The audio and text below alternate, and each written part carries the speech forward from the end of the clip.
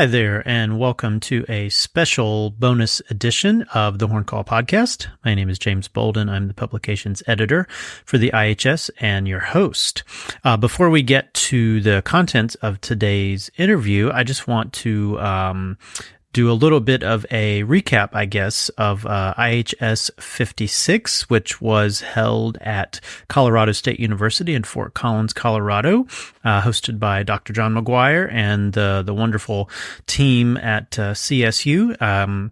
This is the first episode intro that I've recorded since returning from the symposium. I know the August 15th episode has come out already, but as you might imagine, I work ahead on these things. So I recorded that intro quite some time ago and hadn't actually gone to IHS 56. So just as by way of a kind of a recap here, IHS 56 was amazing. If you are at all on social media or anything like that, you probably saw some of the wonderful pictures from everyone that was there.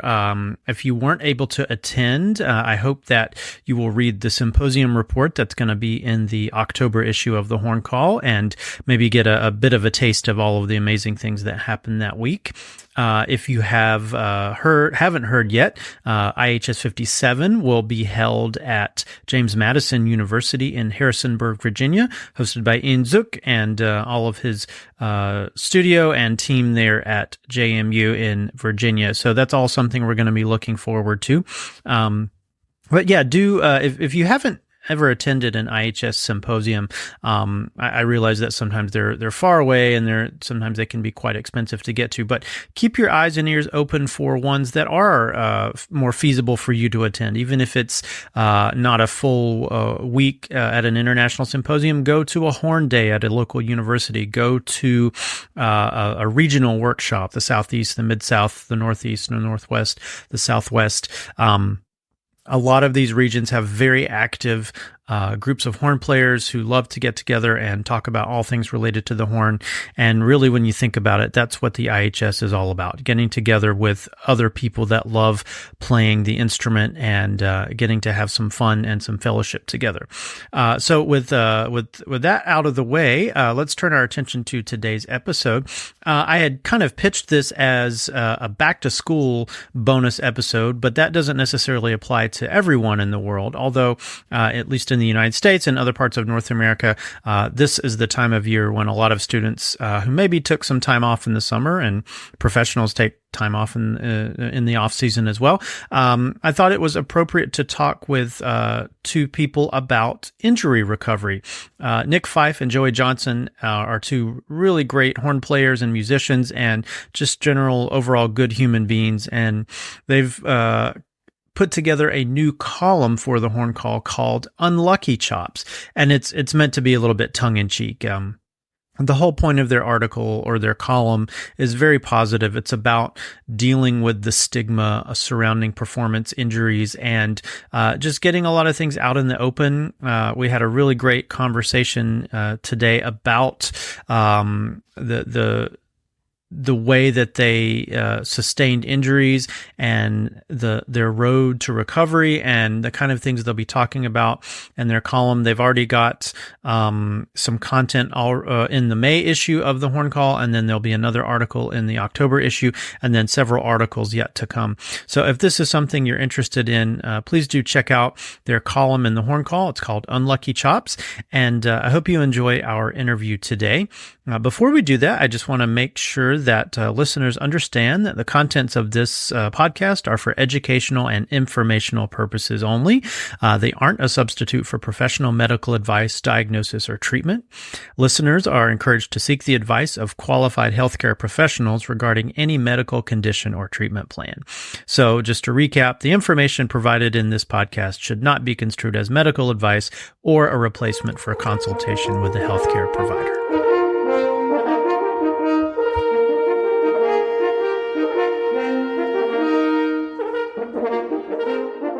Awesome. Cool. Well, yeah, thanks again for joining me today. So if you'd like, the way I usually start these is give our guests a chance to introduce themselves a little bit. Just tell us a little bit about who you are and what you're doing both in and out of music to whatever extent that you want to share. Great. Joey, you want to start? Yeah, sure. My name is Joey Johnson.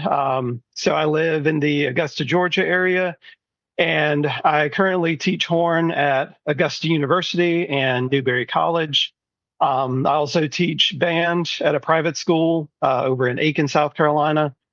Do a lot of random freelancing and teach a lot of private students as well. And I also proofread for the horn call. So That's right. Yeah, a very, lot very of a good lot of eye. stuff. Yeah. Awesome. And I'm Nick Fife. I am the horn professor at Winthrop University, and I'm also the CEO and the principal horn of the South Carolina Brass Band. And I also do some freelancing around the South Carolina area, and have a pretty sizable private studio. Um, and currently, I'm trying to get back into being in shape and mountain biking. It's been bad recently. I've gained so much weight. So I've been trying to be fit again. That's been my summer goal. Okay, cool. Yeah. Yeah. Last time I was in South Carolina, I don't remember seeing a lot of mountains, but hopefully there's a place to there's a place Well, to ride your bike. yeah. I'm like foothills biking. That's right. Yeah, that's true.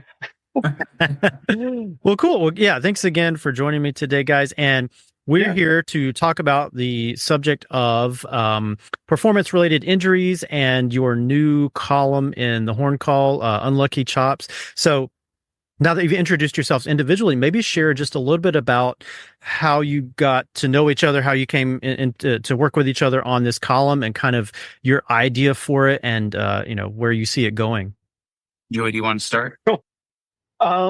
Yeah. So I remember that you and I didn't we first meet at it was an Aiken Symphony gig, wasn't it? It was about 2 years ago, right? Yep, that's right. Yeah.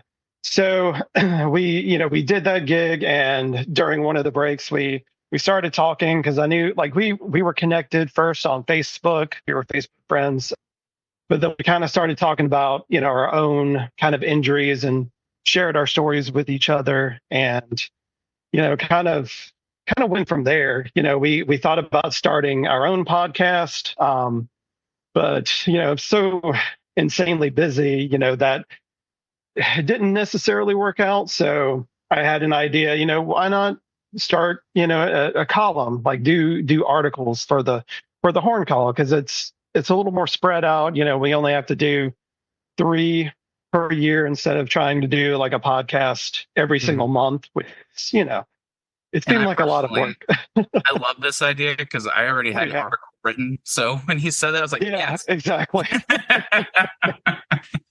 I know. True. Yeah, Um, yeah. that gig was great because I think we kind of bonded over the fact that we both went through something similar, and like Oh yeah. our injuries are actually really similar too. Like we experienced kind of the same pain, and it was a bonding experience, I think. Yeah, definitely. It was really nice, finally meeting somebody that had gone through the same thing that I did. Because I know in my like recovery journey, like I reached out to a bunch of different people, and all the people that I reached out to, like they were helpful, they were insightful on certain things, but they didn't actually like go through the same thing. So it was really nice, and it was kind of comforting too, like knowing, just knowing that there was somebody else there that I could talk to about it if I needed to. Mm-hmm. Absolutely, feel the same way. Yeah, well, and I one of the things I appreciated so much about you all coming up with this idea is that part of the goal, if I'm not mistaken, of the column is to help break down some of the stigma around performance related injuries. And I'm sure musicians have been injuring themselves since there's been musicians.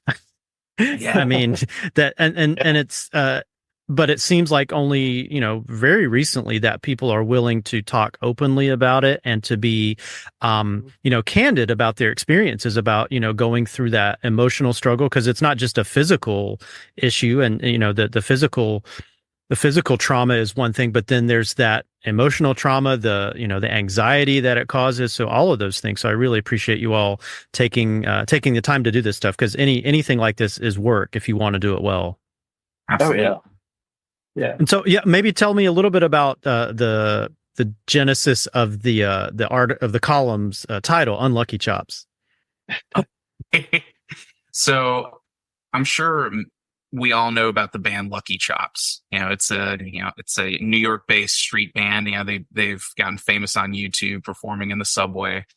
And so when I was writing this, initially this was going to be my doctoral thesis, was on performance injuries, but ended up not really jiving with the committee, so I switched to mutes.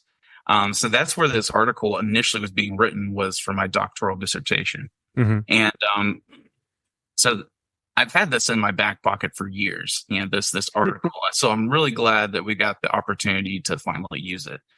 But I think the biggest thing for me was reaching out to people and finding others that have also gone through this. Because that was a part of the article as well, was finding other musicians and just seeing, like, obviously I didn't want to include their names without, their permission, but there was like about a dozen people that reached out to me after I started talking about this on social media, and they want to share their stories as well.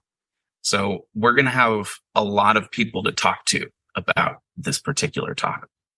Yeah, excellent.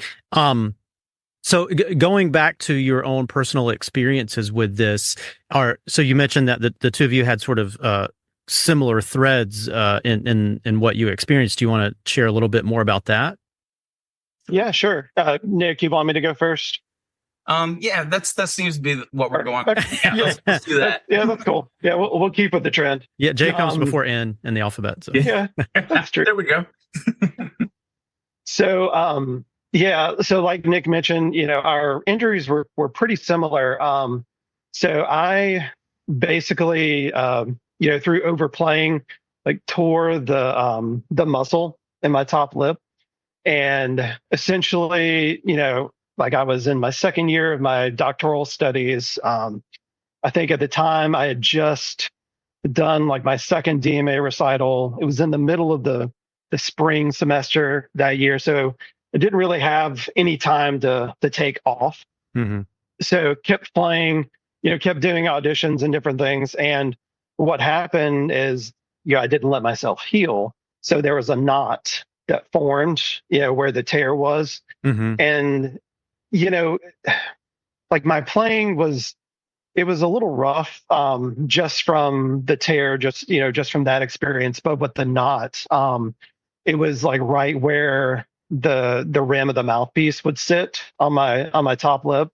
So not only was it uncomfortable, like that, there was that sort of thing that went along with it, but occasionally there would be like shooting pains, and it wasn't like one thing that did it. It was just randomly, I could be playing, everything's fine, didn't do anything different, and all of a sudden shooting pains start, and I have to stop playing and then go back, and it's gone.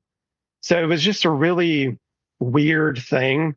And my embouchure, my playing didn't suffer like too much at the time. Like I was able to finish my DMA.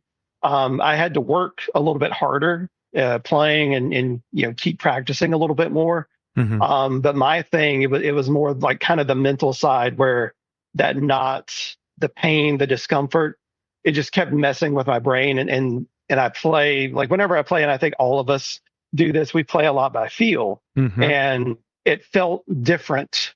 So to me, like I was always just kind of searching for my old embouchure, I guess, so to speak. And I started experimenting with different mouthpieces, different rims, different rim sizes, and then experimenting with like the balanced embouchure, like different techniques, like different ways of playing. And that just kind of ruined my embouchure and just kind of led to it eventually like collapsing. And like I was at a gig one day, and this was like maybe about 2 years after the initial injury, and I put the horn together, went to play, and I couldn't play. Like nothing, like my lips wouldn't buzz, no sound would come out. And yeah, so I don't know exactly what happened to cause that, but I did something, and it's probably a combination of mental and physical things, throughout the course of those 2 years. But yeah, that's kind of how my injury at least went about and kind of what happened with it. Well, Yeah, my story is really similar, and I'm going to talk about a little bit about what I've already discussed in my article that was in the May issue. But it was also my doctorate, the second year of my doctorate. So that semester, I had just auditioned for the Victoria Symphony Orchestra and was a finalist. So I was playing with them regularly on, it was kind of like a trial period where they had like 3 or 4 people like cycling in. They were trying to figure out who they were going to pick. So I had that. And then I was playing in the University Symphony Orchestra, the Wind Ensemble, the Opera Orchestra. I was playing in the Poulenc Sextet, the Brahms Horn Trio, Horn Choir. It was too much. It was way too much. So overuse syndrome was a big factor here. So it was that, and then also an undiagnosed metal allergy that I did not know about at the time.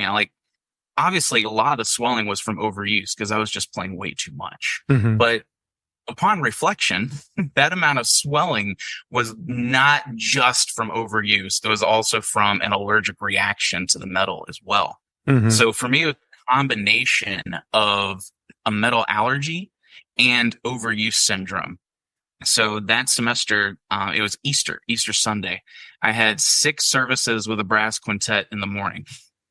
Wow. And then it was 6 services throughout the day. It was 5 services with the brass quintet in the morning, and then a rehearsal that night with my woodwind sextet. So by the end of the day, I was just gone. I had been playing way too much. And my teacher prescribed a stretching routine to kind of like alleviate some of the swelling. Sure. And when I did that, I felt a pop in my jaw, and I could feel that something was like, it wasn't fitting exactly right. I could barely chew food. My jaw was really messed up. So that, this has not been diagnosed yet, but if I had to take a guess, I'd say there's some TMJ at work in my jaw with just the amount of like locking up and the fact that I could barely move it at all at the time. And unfortunately, I could not find a way to get out of my performance commitments at the time. Like, I was not being afforded time off. And we had a performance of Mahler 1 about a week after my injury. Luckily, I was on 4th. Yeah, could have been worse. Could have been a lot worse. So luckily I was on a low horn part. So I didn't exacerbate the injury too much at that point. But it was a rehearsal of Dialogues of the Carmelites, where muscle tear happened.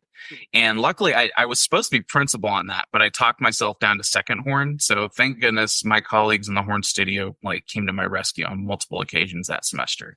You're not the first person that has experienced a performance injury because of that piece. And I don't want, I'll ask that person if they're comfortable with me sharing their name at some point. But yeah, that I have heard that piece mentioned. Tchaikovsky is another one. So it's like we'll circle back around to this to pieces not necessarily to be afraid of, because this is not the kind of thing that we want to instill fear or anxiety about, but it's like you have to know yourself, and you have to know your body, or as best you can, as best as is possible.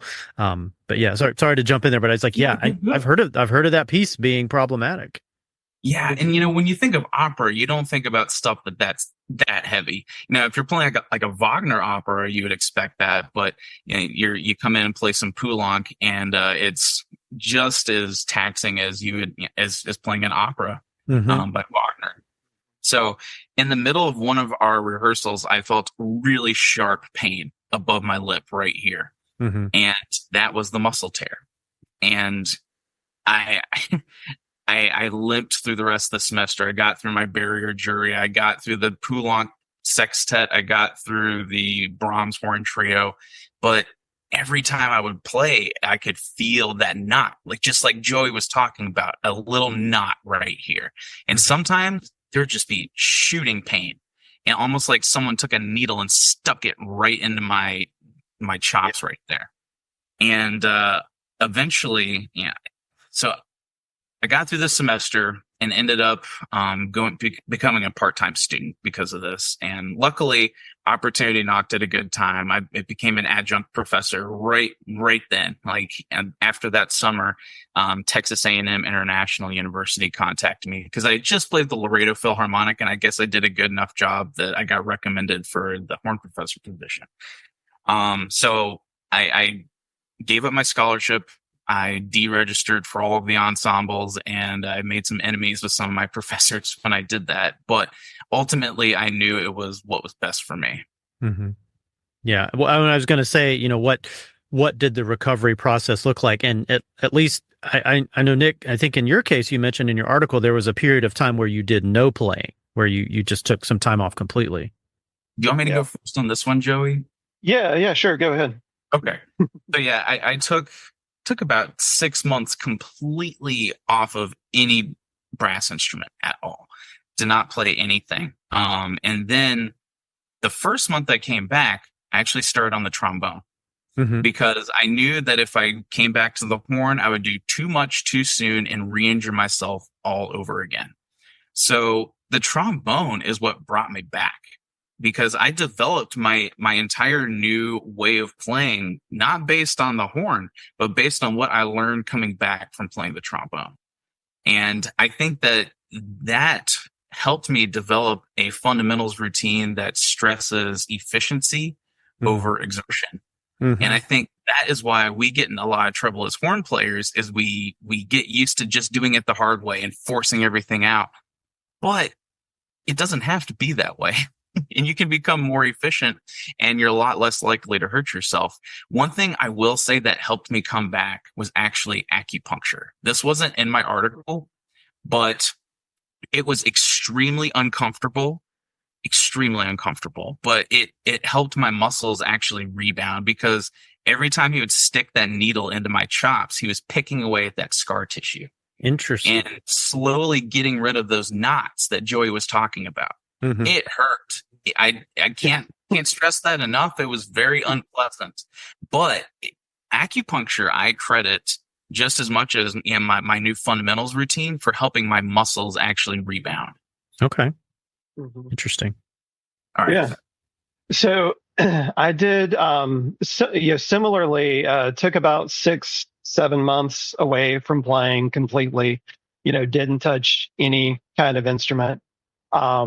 When I came back to the horn, it was really, really slow and painstaking. Unfortunately, I didn't know Nick at the time, and he, couldn't ask for advice, because when I met Nick, we met up, and he told me about his trombone method, and when I actually tried it, it really did work, and that's one thing within the past year or so, I'd say that's really helped me to still continue to figure out, things in my playing. Because when if I pick up a trombone or baritone or anything like that, and try to play, I can notice that my embouchure, it's still not working as efficiently as it should be. But when I was going through the recovery, it was pretty bad. I sounded like a sixth grade horn student again for a while. Yeah, I did too. Yeah, and that really, it messed a lot with me, mentally. I don't think I have as much scar tissue. I probably do have some, but I didn't notice it as much. The knot kind of seems to be gone. But just the mental scarring from everything, going from being on top of the world, feeling bulletproof, you can play anything you want to, and then you struggle to play even the most basic things, Cope Brush 1, the first Maxime Alphonse book, it's very humbling. And that's definitely something that I've, had to deal with over the past several years. The mental aspect is still something that's really difficult for me to get through, because I've had a lot of anxiety. I've had depression, associated with this, because I'm sure Nick can attest to this. Like, I wanted to be a college professor. Like, that was my dream job. And if you can't play, it's not, it's not necessarily going to happen. Yeah, it's a problem. So, coming to terms with a lot of that stuff has been really tough. I will mention one thing that kind of helped me to, I guess, kind of reestablish like my embouchure was playing saxophone, because I was actually a saxophone player before playing horn, and doing that, during the first stages of the recovery process, and even now, because I'm a band director now too, so I get to play saxophone a lot. It's definitely helped, especially like strengthening the corners and just, being able to form like a strong embouchure, like on an instrument away from the horn, has been helpful, not just for horn playing, but just mentally as well, Well, and you're exercising your musical mind and your creativity without doing the same physical work that you would be doing. Yeah. Right.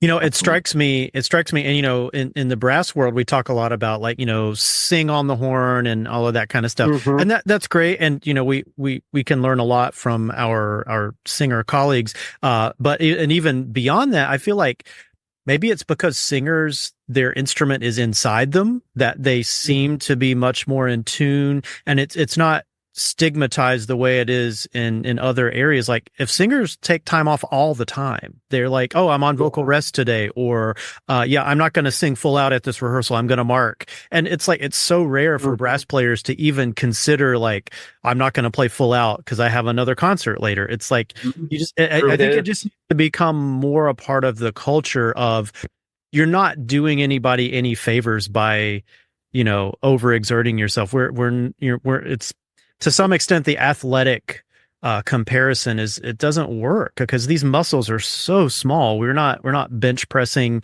or hurling a ball or anything. Like, these muscles are so fine, and it requires so much like neuromuscular activity. It's like you have to treat them well. You have to, you don't necessarily have to baby them, but you have to just be aware of what you're doing.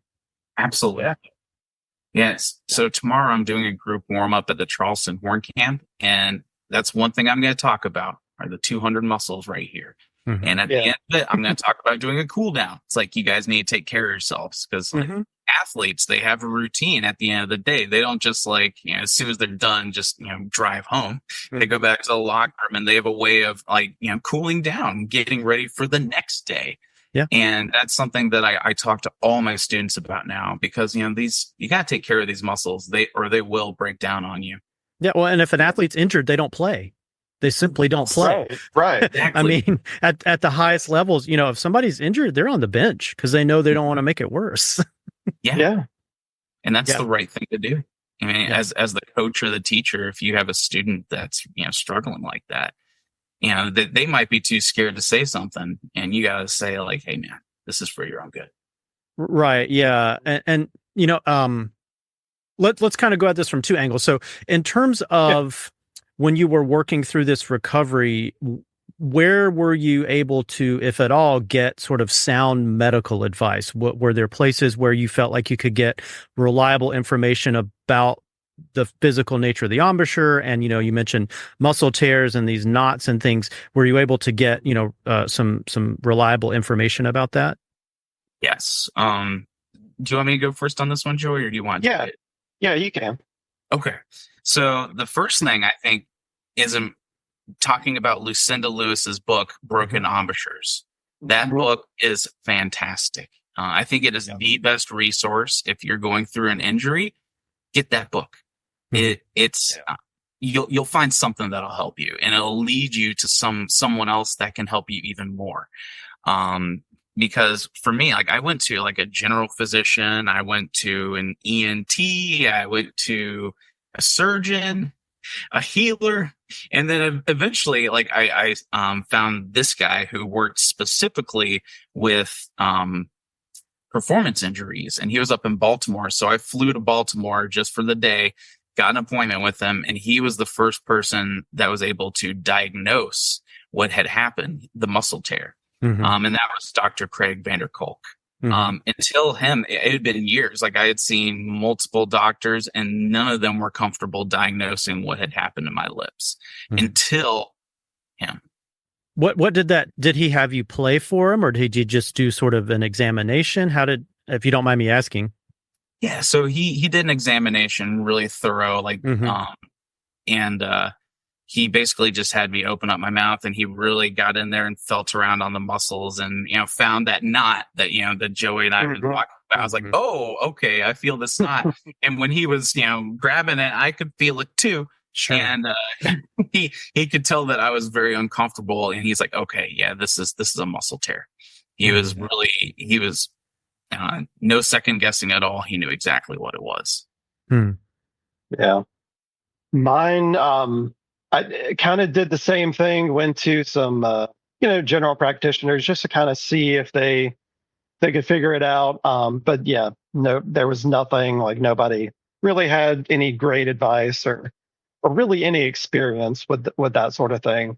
But yeah, Lucinda Lewis's book, Broken Embouchures. I was at West Virginia University at the time, and Dr. Virginia Thompson, like that was the first thing that she pulled out. She was like, here, take this, read this. And it was just an invaluable resource. And I will say there's a section on blocked buzzing that she talks about. And that was like kind of her own method that she invented to help herself, get back to playing shape. And during that 6 to 7 months that I took off, I did a lot of blocked buzzing, and I know like that was probably the best thing that I could do, and it's probably the only reason I was able to actually form the embouchure again and to get notes to speak when I started playing again. But so I think mine happened. It was a few years earlier than Nick's. It was around the year like 2011, I think spring. It was like February and March. And at that point, I honestly didn't really know of any specialists or really anybody out there. Like Lucinda Lewis was the only one that I could think of or find, or that even Dr. Thompson, my teacher, could think of too. So thankfully, there have been a lot more people out there recently over the past 10 years or so that are starting to do more things, with like MRI stuff and all that. But yeah, that was kind of my experience on it.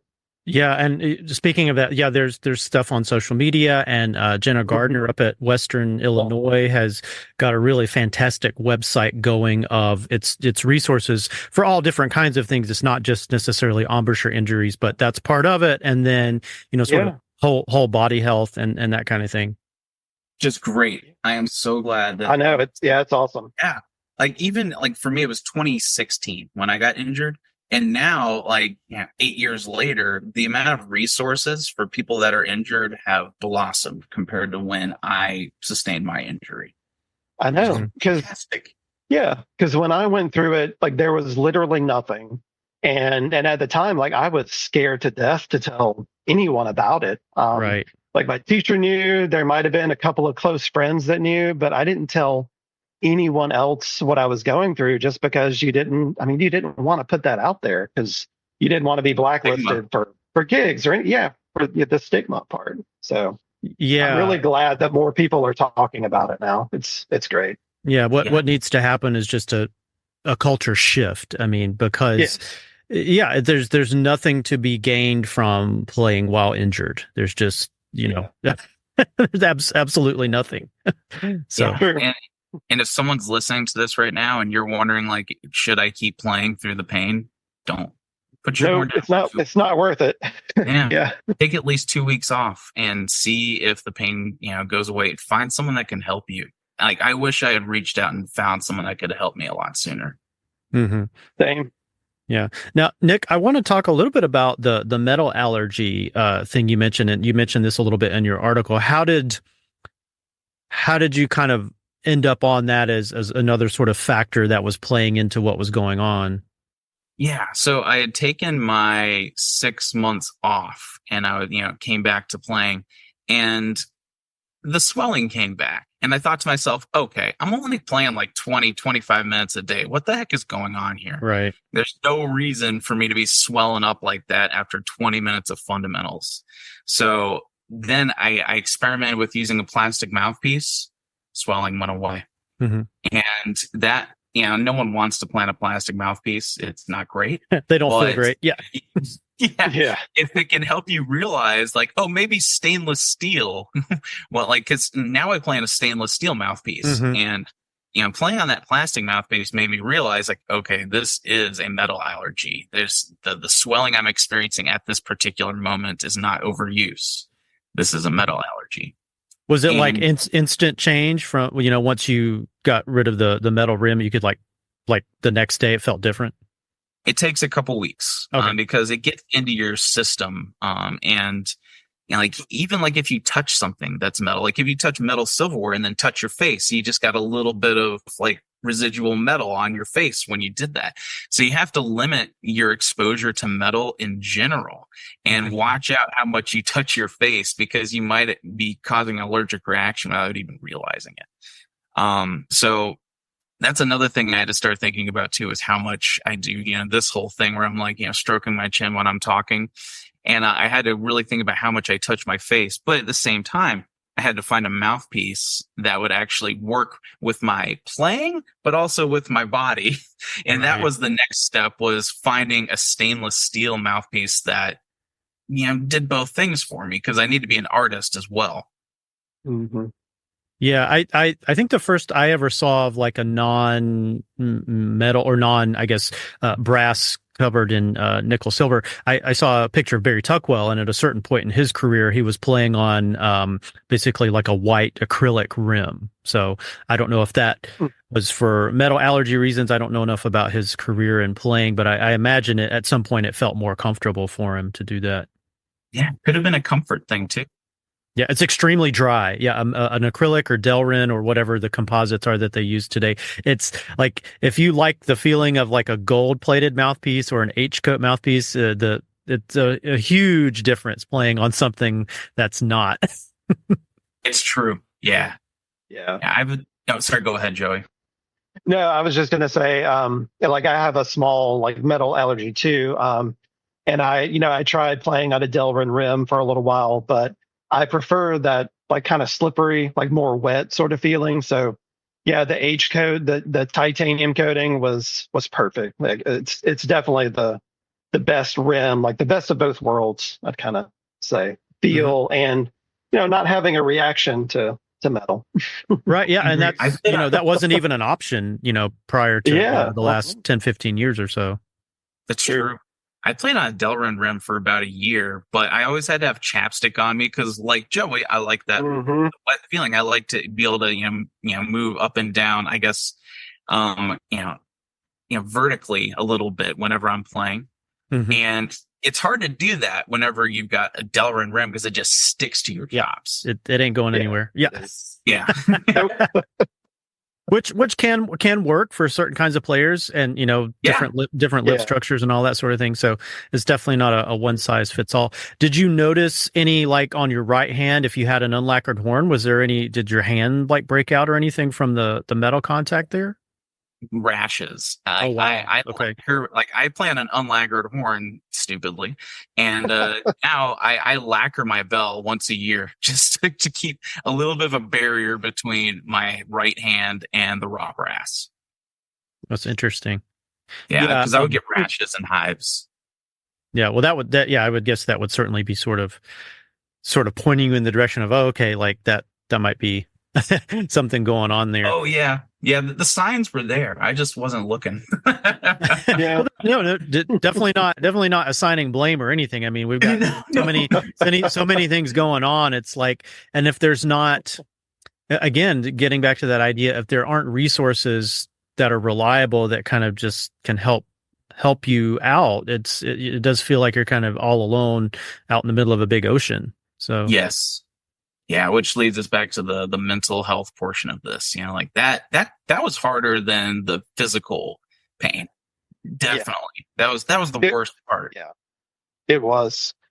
Like I still have I I guess you would say like kind of like tension issues. And it affects my playing still, just from being so tense from the anxiety, I guess, that I feel every time, just thinking about practicing. Oh yeah. See, for me, it was like all of my self-worth was wrapped up in being a horn player. So when my ability to play the horn was gone, it led to like an identity crisis. And Same. yeah. And the question I've been recently trying to answer is why my self-worth was completely linked to my ability to play the horn. Right. And this led to like really uncomfortable places and forced me to start dealing with like trauma and mental health issues from like way back in my childhood. But it's that's the kind of stuff that happens whenever your self-worth is completely stripped from you. And it's taken a long time for me to start feeling mentally healthy again. It's been 8 years, and now I'm starting to finally kind of be happy again. It's really been an emotional whirlwind. Yeah, same for me. I mean, it's been 11, 12 years. I think I've lost count at this point. And I'm just now getting to the point where, I'm content, and I'm starting to be happy again. I've kind of come to the realization, like, I might not be the best player. I might not ever be the player that I was, but I'm still like a really good teacher. I'm still a really good musician, a parent. Like, there are a lot more. There's a lot more to life than just playing horn. Exactly. It's been a journey. Yes. Our self-worth is not defined by our ability to play the horn. Just because you're a good horn player doesn't mean you're a good person. And I think it's way more important to be a good person.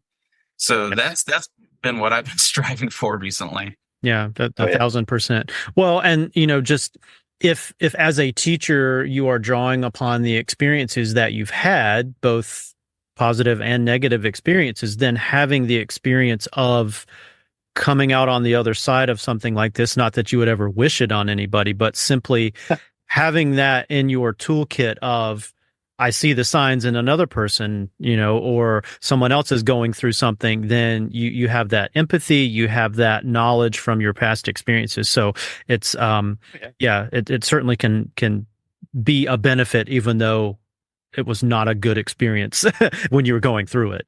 Exactly. Right. Sorry, just one thing. So recently I was actually talking to my wife about this, and I actually said, like, I'm actually thankful that this happened to me, which is a weird thing to say, because it forced me to confront issues with myself that I may never have confronted if the injury hadn't happened. And ultimately, I think it's way more important to focus on your mental and physical health than just keep grinding out gigs as a horn player and keep chasing something that, like, the only reason that we really go for all these gigs is because we want to prove ourselves, and we want to show, like, hey, we are artists. We love to do this thing, but you have to put yourself in your health first. And that was a tough lesson to learn. Yep, definitely. And I know, like, personally, I've had some students in the past where, I've been able to pick up on some of those signs, tell them, hey, you need to take some time off. Like, don't push through this. And the whole journey that I've gone through, having to, figure out my embouchure again, like it's helped me to fix embouchure issues in some of my students, in a better, I guess, more effective and efficient way than what I did. So that is really, really helpful. Yeah. I mean, I think there's a real need for, like, well, for one, like a pathology of performance injuries, like what leads to it, what's, how is it diagnosed? And then what's the road to recovery look like? Because in the medical world, that exists for, like, what do you do after a certain kind of surgery? There's like a step-by-step, like, day 3, this is what you do. Week 2, this is what you do. And I think there's a real place for that in the brass world, and not just the brass world, but like all musicians. I mean, all musicians are, susceptible to injuries. Yeah, absolutely. Yeah, we all are. Yeah. Well, guys, I want to circle back around, kind of, since this time has flown by. So we had a great really conversation. Yeah, sure. Let's circle back around to your column, the Unlucky Chops, and if you want to share a little bit about what your like short, long, and short, medium, and long term goals are for the column, and if there are particular things coming up that you're excited about for Horn Call readers to get a chance to read. Absolutely. Joe, do you want me to take this or do you want to start? Yeah, sure. No, you can take it. Okay, cool. So I think the biggest thing that we want to accomplish with this column is just awareness. Like letting people know that if you're going through this, you're not alone. I've already had one person reach out to me since the article was published. I guess it was last month. So I've already had one person reach out to me about this. And so already I know that article has affected one person. And that's when I was talking to my wife about this, I was saying, I don't do this for the money. I do it so that people can not feel alone, and if I can help one person, then this is worth it. And already, the article's been out. There's already people that are reaching out to me. So this topic is important to people. And, I think it's important for us to start talking about it so that we talked about the stigma earlier. There's absolutely a stigma whenever people learn that you're injured, you're never going to be treated quite the same way anymore. And, it's important for us to talk about this so that we can all get help and not avoid seeking out help if you need it. Because we oftentimes just hide in the shadows whenever we're injured. We don't want anyone to know about it. We just want to get better. But unless you seek help, you're not going to get better, or at least not as fast. Right. So the biggest reason why we want to do this is to help people. And if you need help, go find it. And we have the first year of guests already worked out. So Joey's going to be the next article. And then after him, we have Gabriel Radford. I believe he played with the Toronto Symphony. Yep, still does. Yeah. Third horn, I believe. Still does. Great. Yeah. And then Seth Orgel.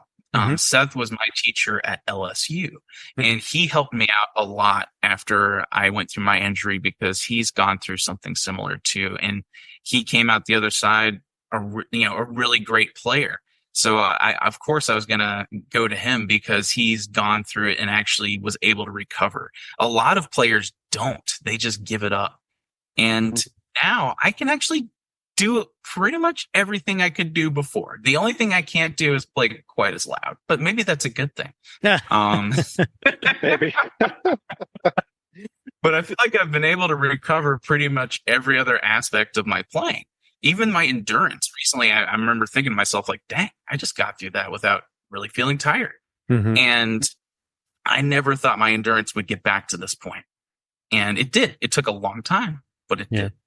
Well, and there's also the factor of, as you age, your body changes, obviously. And, I'm always inspired and get a lot of hope and, inspiration from, players that are in their 50s, their 60s, their 70s. And some of them just, they just still sound great. And so it can't be about being the strongest. It can't be about, these physical attributes, because that stuff goes away. That's just simply life. The older you get, the physical changes. So it's, I feel like it's a great career to be in because you can look at people who are, decades older than you and they're still playing great and still sounding great. So they figured something out. And to me, I'm always like, okay, I gotta figure out what this person is doing to be able to do what they're doing so well. Absolutely. Yeah, we can teach each other so much if we're just open to it. Yeah. And kind of going along with what Nick said, I really want the same sort of things for the column.